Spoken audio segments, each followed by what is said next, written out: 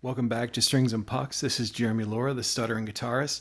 Today I'm going over a very special personal piece of gear of mine. This is a heavily modified Cort Mega Standard from the late 90s.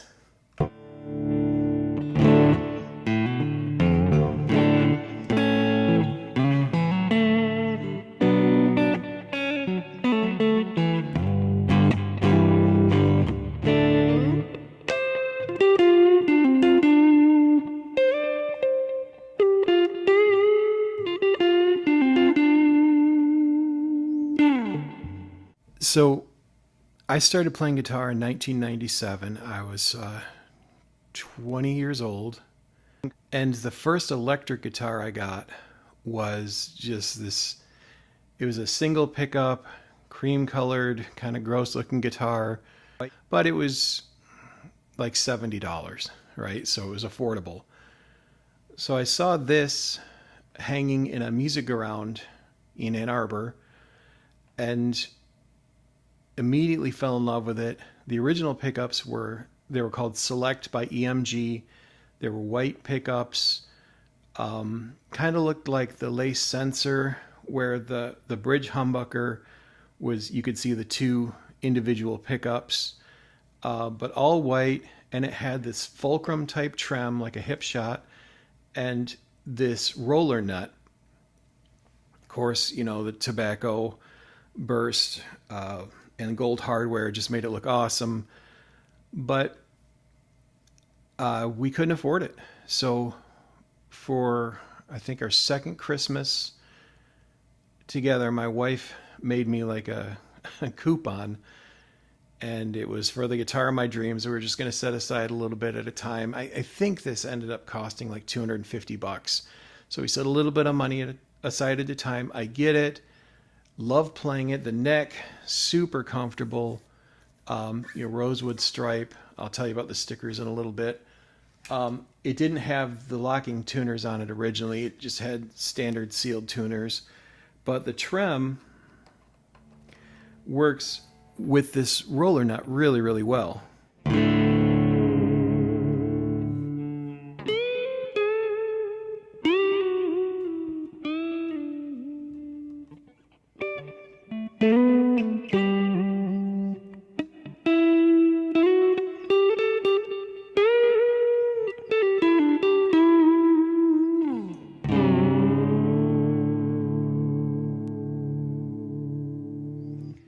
And I ended up inserting one of those springs. You can get them from StewMac, one of those replacement strings to keep the arm, so you don't have to keep picking it up. But worked really well, but I didn't love the pickups because they were a little bit sterile sounding. So one day I was in outside sales. I saw, this is a Carvin pickguard. I saw it in the sale case at a music store, and I loved Carvin pickups at the time. I still do. So these are the AP11s. You can see there are 11 tiny black screws on the single coil, and then 22. This is a C22B bridge pickup with a coil tap, and this is the entire assembly. And these pickups, for me, when I dropped them in, what I noticed is I got kind of that vintage single coil sound.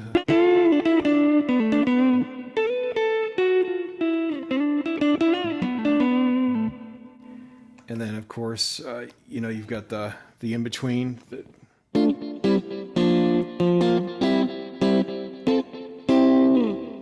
And then the bridge humbucker, which I really wanted at the time, use a little bit of dirt. Of course, you can tap it.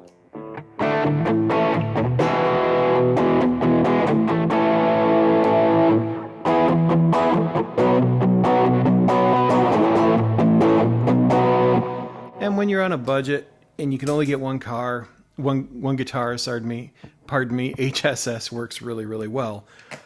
So I loved the sound of them. Functionally, these work like a combination of rail pickups and your standard slug. a 6-pole, pardon me, single coils. So there's no drop off because the pickups are all right together, kind of like a blade.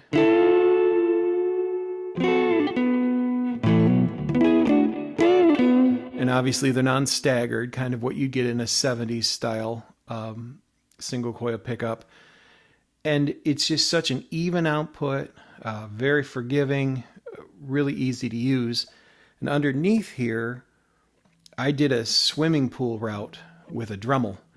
And it's terrible looking. I'm glad I'm not showing you that. But this became my guitar for a long time.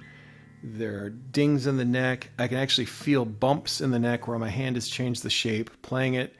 So many venues, so many Sunday mornings. Did some of the cooler concerts I ever did in a band. And it's just very, very comfortable as, you know, as a Strat. And with that roller nut, when you hit the tremolo,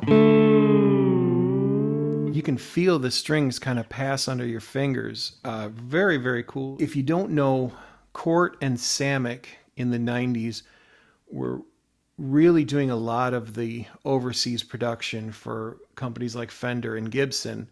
This type of nut was one actually Jeff Beck really liked using because of the type of trem work he would use. So this was a surprisingly good guitar. I've kept it all these years. I love the sounds I get from it. I don't know, having a guitar that's just about the same age as your marriage and your life together is something pretty special. So these came out in the late 90s. It hung in that guitar store for a while and I was able to get it. You can still find these sometimes on Reverb. So it's a surprisingly cool guitar. Just going to go through some of the tones, but more than the sounds and even the look is the story that this has been the guitar that I've kept through all the years when others kind of come and go. I nicknamed it Schmook. I'll put the name on the screen. It's a nickname I had for my wife. And these stickers, so on my guitars I would put pumpkins and maple leaves. The significance, some of you know I was in the music ministry for a while.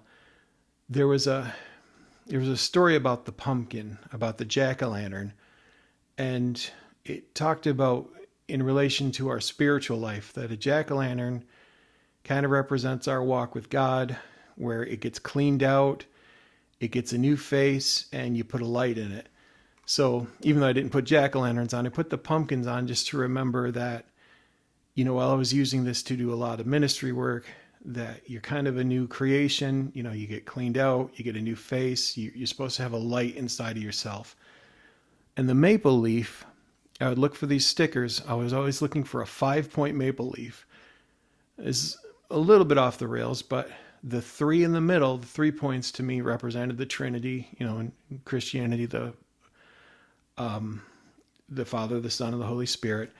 And then the other 2 points represent me and my wife, that our relationship together is around our faith. So the 2 of us plus the Trinity, that's the 5-point, that's the maple leaf. So just a little bit of inside ball. It is a deeply personal guitar. I love playing it.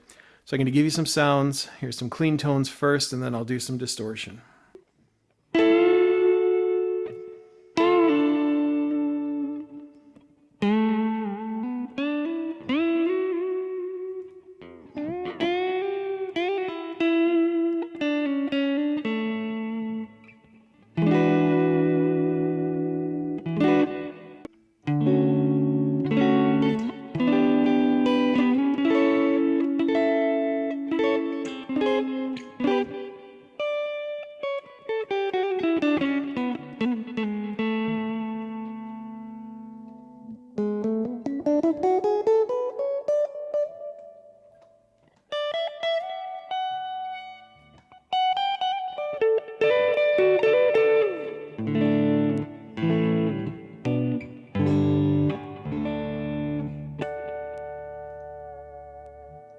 Neck and middle.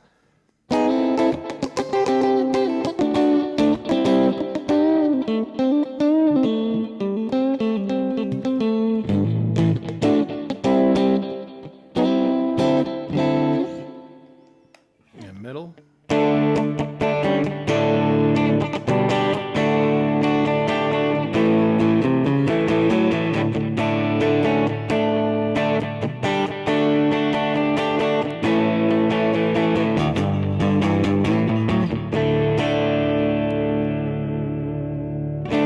And this is middle and bridge with the bridge and humbucker mode.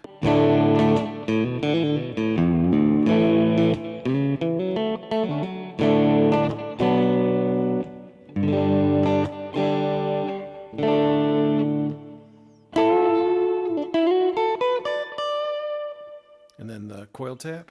And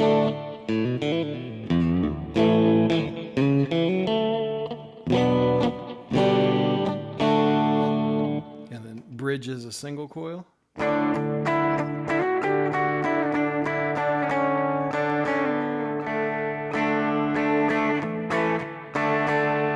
As a humbucker.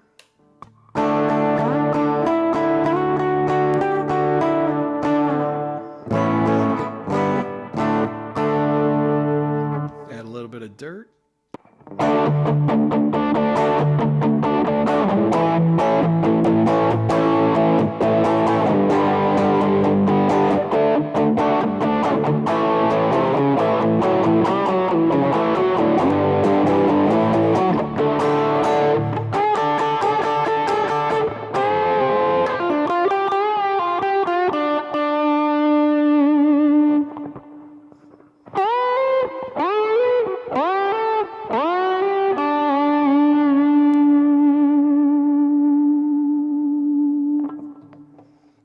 Bridge and single coil.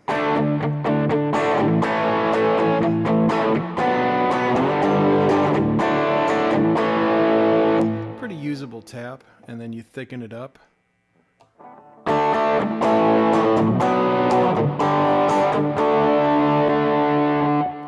Okay, position 4.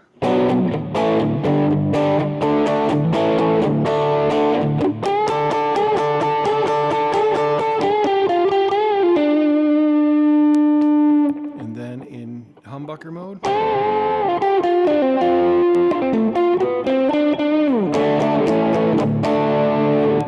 Middle position.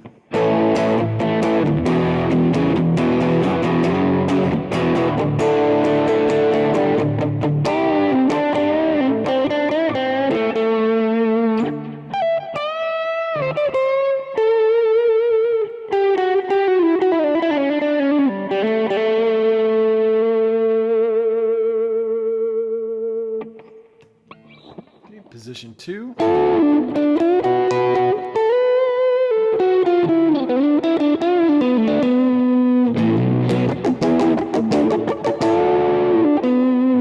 And then of course the neck.